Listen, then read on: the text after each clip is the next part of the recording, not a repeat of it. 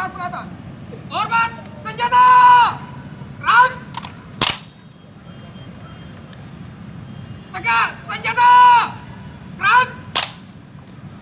Lapor situasi markas Polda Sumatera Selatan dalam keadaan aman.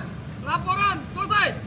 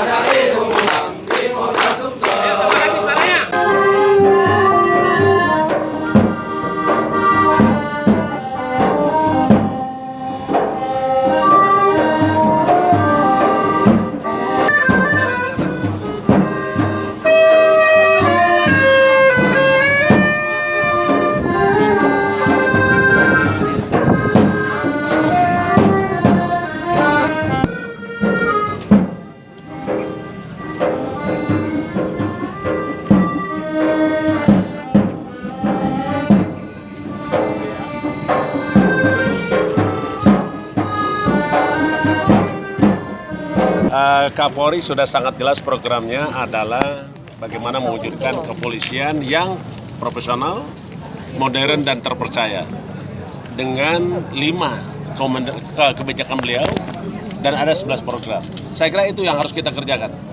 Tinggal nanti kita evaluasi suksesnya di mana. Kalau memang ada yang belum terlaksana dengan baik, tentu kita akan perbaiki. Saya kira itu. Untuk Pak Jenderal, mungkin bentar lagi akan menghadap Karhutla seperti apa Jenderal? Apa?